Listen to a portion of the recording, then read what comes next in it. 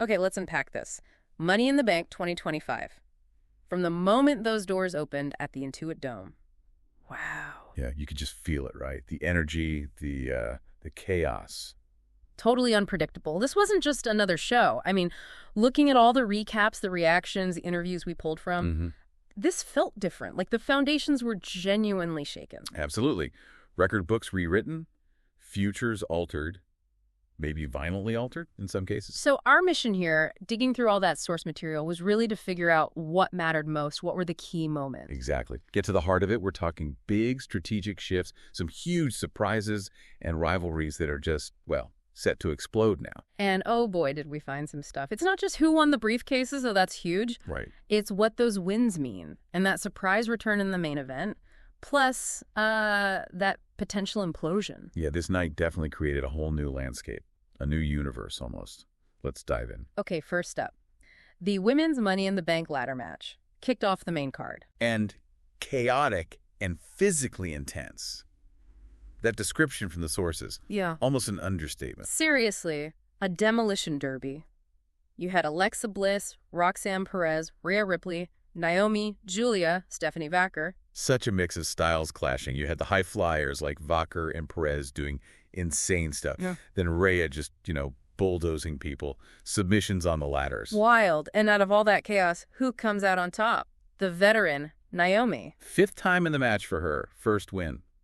And the sources really stressed this wasn't luck. No. It was experience, timing. She literally climbed through the wreckage everyone else created. She's now Miss Money in the Bank. But digging into her post-match interview, that's where it gets really interesting strategically. Like, it's not just about the briefcase itself. She said it feels wonderful, called it career-changing, talked about how it could catapult her to where she should have been. But the key thing, the real takeaway, was this shift in attitude, putting the glow persona away. Yeah, for a new alter ego. A new mindset. Her mantra now, according to her, is work smarter, not harder. She actually said she's not insane anymore, finally using sense. Which, when you look at her whole journey, leaving, coming back, having to prove herself all over again. It connects. The sources mention her feeling like fans were sleeping on her. And that their voices kind of followed her up the ladder, like leveling up after some tough times. So she wasn't just looking back, she was naming names, looking forward. Oh, totally candid about who might interfere when she cashes in. Jade Cargill can go to hell. Bianca Belair, my baby, but they have trials and tribulations. And Tiffany Stratton, wow, called her out directly, said, Tiffany's been ruining my career and is the first one I'm coming for. Also specifically said she wasn't worried about IYO-SKY. That's telling too, isn't it? Very. This calculated almost, well, she used the word unhinged herself, but in a good way. This attitude makes her dangerous. A different kind of threat than we usually see with the briefcase. Exactly. It's not just the title shot. It's revenge. It's strategy. Yeah. And it makes you wonder about the Queen of the Ring winner, too. Yeah, suddenly they've got a target on their back from this veteran on a mission. And you saw that new approach in the match. That detail about her stopping halfway up the ladder. Just to look around, make sure the coast was clear. Yeah. That shows lessons learned from the last 4 times. She's planning, not just climbing. Okay, let's shift gears. Men's Money in the Bank. The sources called it utter carnage, a war zone. Sounds about right. Seth Rollins, LA Knight, Penta, Andrade, Solo Sikoa, El Grande Americani. The spots were insane. Canadian destroyers on ladders, Americano's airplane spin, that ankle lock on top of a ladder. Just brutal. Let's pull out a couple of guys the sources highlighted. El Grande Americano. Incredible athlete, climbing one ladder from the outside, pushing another one over. German suplexes. The guy was everywhere. Okay, but we gotta address the elephant in the room, the Chad Gable theory. People are still talking about it. What did the sources actually say to debunk it? Right. The analysis was pretty clear. They pointed straight to the tattoo difference. Yeah. No match. Mentioned the LA traffic joke, impossible to get from Worlds Collide, where Gable was. And the Creeds literally helped Grande during the match. Why would they help Gable? Fair point. So the sources basically shut it down based on those facts. Pretty much. Yeah. But regardless of who he is, his performance, undeniably impressive. WrestleMania win, now this. Yeah, definitely made a mark. Now, Penta. Ooh, Penta. The connection with the LA crowd was electric. The sources said the building was unglued. It felt like that AJ Styles debut, right? Just instant superstar connection. Exactly. Shattering ladders with those Mexican destroyers. Yeah.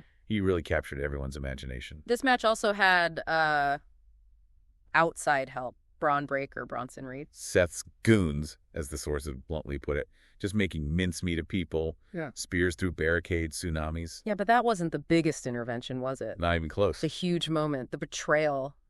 Jacob Fatu. Coming out and turning on Solo Sikoa, grabbing his ankle on the ladder. Stopping him cold, and apparently telling him straight up, I hate you. Wow.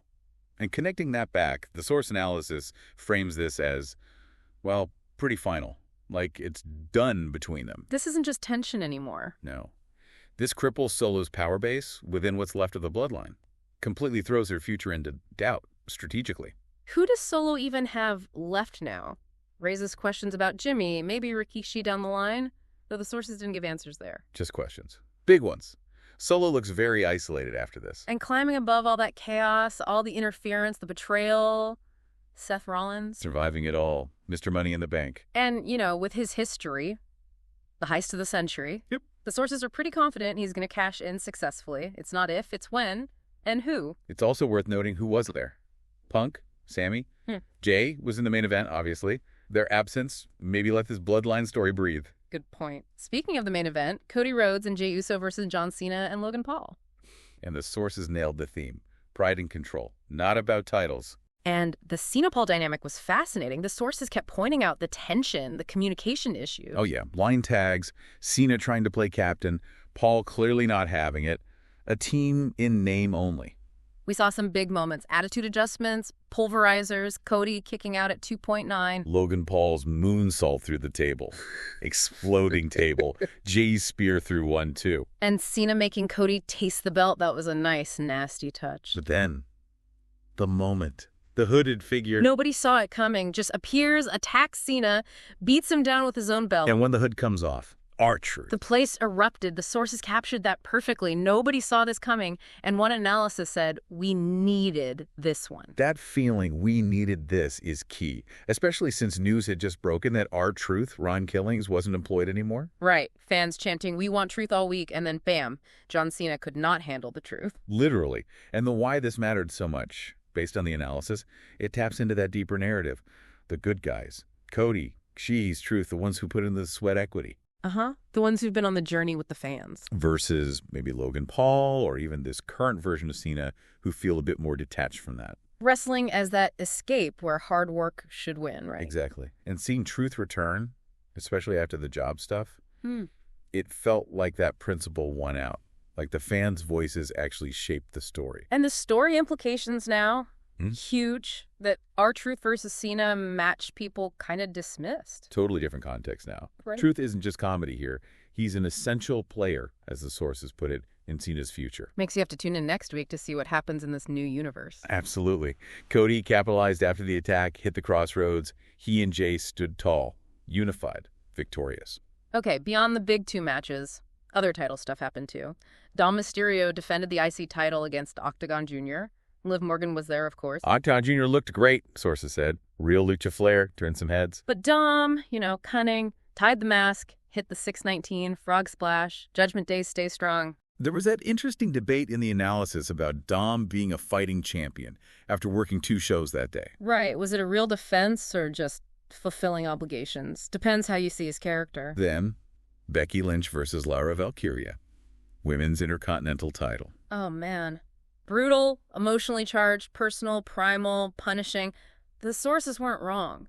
Lyra calling Becky a liar and manipulator beforehand really set that intense tone. And the match delivered. Stiff shots, ring post slams, barricade spots. Becky got the win with a roll-up, countering the Nightwing.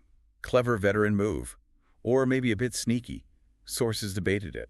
But the post-match, that's the story. Lyra offers the handshake. Cold, reluctant. And then just flattens Becky. German suplex, vicious Nightwing. And again, the sources were split. Was Lyra classless, attacking after the handshake? Or was it payback, considering Becky sent her to the hospital previously while she, quote, went home with her hot husband? And Becky's comment about Lyra's weird fiancé. Yeah, this got ugly. This rivalry is absolutely far from over, no question. Definitely not. Okay, quick hits on other stuff. WrestleMania 42 announced. Las Vegas, April 18th and 19th, 2026. Mark those calendars. Yeah. And the fallout starts like now. Monday Night Raw. Jay Uso versus Gunther for the world title. Nikki Bella returns. And looming over everything, Seth Rollins and Naomi with those briefcases changes every title picture, strategic depth everywhere. If you want to see some of these stars live, Fanatics Fest NYC, June 2022, Rhea, Cody, Liv are scheduled. They mentioned Fanatics Games, $2 in prizes. Applications close end of today, June 9th. Might need some quick cash for that. Speaking of which, the sources mentioned someone paying babysitters by check. Yeah, a new mom struggling with old methods. Sounds potentially familiar. Well, Cash App got highlighted as the smart solution. Safe, secure, fast money sending. Kind of fits the theme of smart strategies tonight. Good point. And they've got that offer. New users use code RAWRECAP, send $5 within 14 days, get $10 back. Terms apply. Free money. Can't beat that. And if you want merch, WWE Shop's got the Naomi and Seth winter shirts. Cena gear, too. Maybe a late Father's Day gift. Haha, there you go. And Topps Now cards are coming for Naomi and Seth's wins. Watch Topps.com for those drops. Could get lucky with parallels or autographs. So wrapping it all up, the analysis is clear. Money in the Bank 2025. A night of huge shifts, massive surprises, and rivalries hitting new levels left everyone buzzing. And leaves us with so many questions, right? Well, what's the immediate play for Seth and Naomi? How does R-Truth really fit in with Cena now? What happens next with the bloodline after Fatu's move? And Becky versus Lyra, where does that go? And who had the biggest breakout night? Americano, Penta, Lyra. Strong arguments in the sources for all of them. What do you think? It really felt like a crossroads, veteran strategy versus rising star energy. And then the wild card, R-Truth, just steals the show. Proves sometimes you just got to fight for it. Makes you wonder, doesn't it?